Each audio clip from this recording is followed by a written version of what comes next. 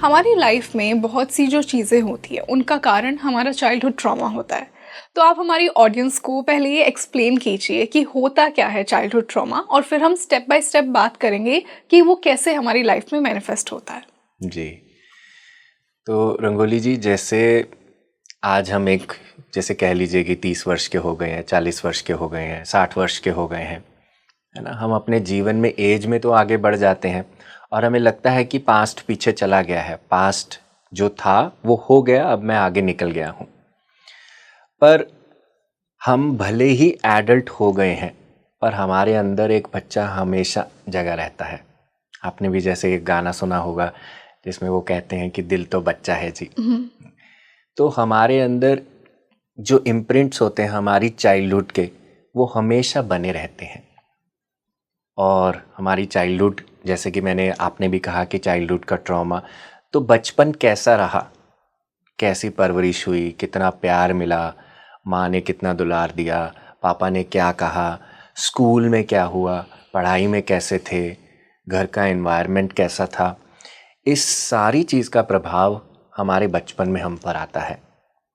और बचपन हमारी नींव की तरह है।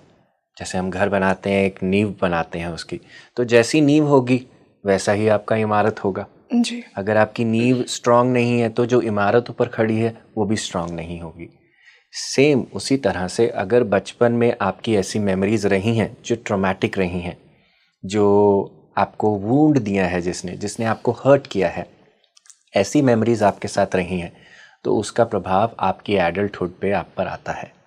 तो इसीलिए हम कहते हैं कि भले ही आप आज 60 साल के हो, 70 साल के हो, आपके ऊपर जो प्रभाव आपको बनाने में है वो आपके बचपन का बहुत बड़ा उसके अंदर योगदान है। तो अगर आप अपने बचपन पर काम करते हैं, आप अपने आज के जो आपका स्वरूप है, एडल्ट स्वरूप है, उस पर काम ऑटोमेटिकली होता है। बिल्कुल। तो हितेश, किन किन तरीकों से ये जो चाइल्डहुड ट्रॉमा है ये हमारी लाइफ में मैनिफेस्ट करता है? कैसे हमें ये कनेक्शंस में देखने को मिलता है कि अगर हम एक कनेक्शन में सफ़र कर रहे हैं, या फिर हम मान लीजिए हमारे करियर में लोगों के साथ कनेक्शन बनाने में सफ़र कर रहे हैं, तो क्या वहाँ भी हमारा चाइल्डहुड ट्रॉमा आ रहा है कहीं से? जी, तो देखिए, हमारे बहुत सारी, मैं कहूँगा 99.999% लोगों का चाइल्डहुड ट्रॉमा होता है कि आपकी परवरिश कैसी रही है, उसका प्रभाव आपके एडल्टहुड पे आता है। जैसे आपने फॉर एग्जांपल यहाँ पे रिलेशनशिप्स की बात करी, और अगर मैं किसी ऐसे एडल्ट की जैसे बात करूँ जो ऐसे पार्टनर्स को मैनिफेस्ट करते हैं जो उनके लिए इमोशनली प्रेजेंट नहीं है, इमोशनली अवेलेबल नहीं है। जैसे फॉर एग्जांपल अगर उनको कोई पेन हो रहा है तो उनका पार्टनर उनको पूछेगा भी नहीं कि तुमने दवाई खाई, तुमने कुछ किया। अगर उनका दिल भरा हुआ है तो पार्टनर उनको अपने काम में व्यस्त रहेगा, फिजिकली प्रेजेंट है पर इमोशनली उनके लिए प्रेजेंट नहीं है। तो हो सकता है ऐसा एडल्ट अपने बचपन में इमोशनली अनअवेलेबल पेरेंट्स के साथ पला बड़ा, यहाँ जहाँ पे पेरेंट्स अपने काम में बिजी थे। अब इसका मतलब ये नहीं है कि पेरेंट्स बच्चे का ध्यान नहीं रखना चाहते थे, पेरेंट्स अपनी तरफ से बेस्ट करना चाहते थे, कैसे फिजिकली वो सारी सुविधाएं उस बच्चे को देने की जिससे उसका जो जीवन है सुरक्षित बन पाए, उसका जो फ्यूचर है वो सुरक्षित बन पाए।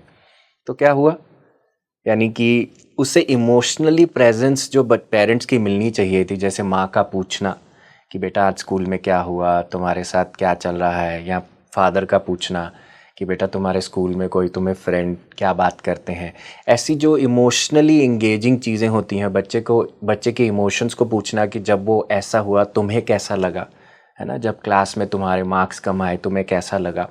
तो जब हम ऐसी कॉन्वर्सेशंस बच्चे अपने पेरेंट्स के साथ एंगेज नहीं कर पाते हैं तो उनके अंदर एक बिलीफ बनने लगता है। बिलीफ क्या बनने लगता है कि इमोशंस को कभी भी एक्सप्रेस नहीं करना चाहिए, यानी कि इमोशंस को कभी भी प्रोसेस करना अच्छी बात नहीं है, क्योंकि अगर हम इमोशंस प्रोसेस करते हैं शायद हम वीक हैं, शायद हमें इस समाज में रहने की मतलब कि अलाउंस नहीं है, हमें एक्सेप्टेंस नहीं है। तो आगे जाके वो क्या होगा, आगे जाके पार्टनर को इमोशंस आ सकते हैं, उनको इमोशंस आ सकते हैं एडल्ट स्टेज में, पर वो अपने इमोशंस को ही काटते जाएंगे। और जब आप अपने इमोशंस को काटते जाओगे, आप ऐसा पार्टनर भी मैनिफेस्ट करोगे जो आपके इमोशंस को काटता जाएगा, मतलब कि आपको इमोशनली वैलिडेट नहीं करेगा।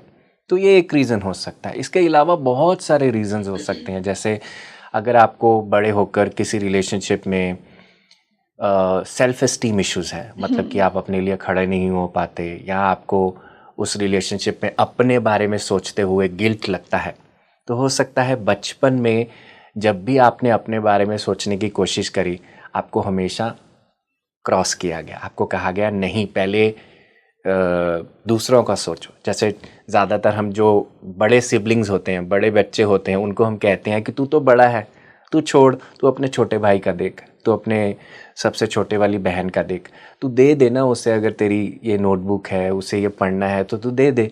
तो क्या होता है, उनको शुरू से ही एक तरह से प्रोग्राम कर दिया जाता है कि उनकी फीलिंग्स, उनकी नीड्स मैटर ही नहीं करेंगी। और वो क्या होता है, जब आपकी फीलिंग्स और नीड्स मैटर नहीं करती तो आपका सेल्फ एस्टीम लेवल भी है वो भी डाउन हो जाता है, और इसी का प्रभाव हमें फिर एडल्टहुड में दिखता है। तो ऐसे बहुत सारे केसेस, अगर हम इवन मॉनेटरी इश्यूज भी मैं कहूँ कि जैसे फॉर एग्जांपल अगर एडल्टहुड में आप अपने जो भी आप अर्न करते हैं उसके साथ स्टेबल नहीं है, इट इज़ क्वाइट लाइकली कि आपने बचपन में एक बड़ा अनस्टेबल एटमॉस्फेयर फाइनेंसिस को लेके अपने घर में देखा हो, जहाँ पे मम्मी पापा की लड़ाई होती हो फाइनेंसिस को लेके, जहाँ पे मम्मी हमेशा कहती हो कि मेरे पास कुछ घर का काम करने के लिए, घर को चलाने के लिए पूरे पैसे नहीं है, या फादर को बिजनेस में धोखा मिला हो, बार बार जॉब से निकाले गए हों, और यही हॉट टॉपिक ऑफ डिस्कशन घर में बना रहा हो, तो फाइनेंसिस को लेके भी हमारा रिश्ता खराब हो जाता है। और आगे जाके क्योंकि हमारे लव्ड वंस के साथ ऐसा हुआ है, हमें लगता है ये मेरे साथ भी होगा, तो फिर वो बिलीफ बन जाता है, और वही बिलीफ बार बार रिप्ले होकर हमारी लाइफ में अनस्टेबिलिटी लाता है फाइनेंसिस। वो सबकॉन्शियस फियर हम बना लेते हैं। देखिए होता क्या है, जब हम बचपन में होते हैं, हमारी जैसे ब्रेन वेव्स होती हैं, है ना, जैसे एडल्ट्स जब हम हो जाते हैं, जैसे अभी हम बात कर रहे हैं, हम एक बीटा और अल्फा स्टेज में हो सकते हैं। और बीटा स्टेज क्या होती है, जहाँ पे फ्रीक्वेंसी ऑफ थॉट्स बहुत हाई होता है, मतलब कि जहाँ पे आप बहुत कुछ सोच रहे हो, उसको हम बीटा स्टेज कहते हैं।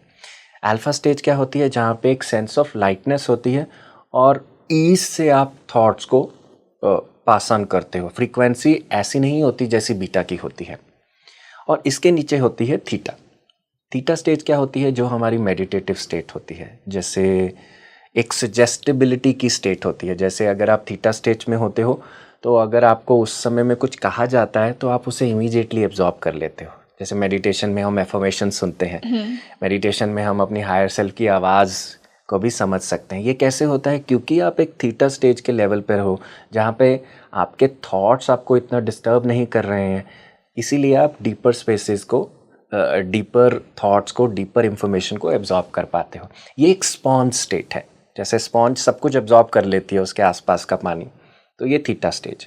इसके अलावा होती है डेल्टा। डेल्टा होती है जो हमारी स्लीप वाली स्टेट होती है, जहाँ पे हमें कुछ पता ही नहीं है हम कौन है, और फ्रिक्वेंसी ऑफ थॉट्स बहुत मिनिमल होती है एज़ कम्पेयर टू थीटा।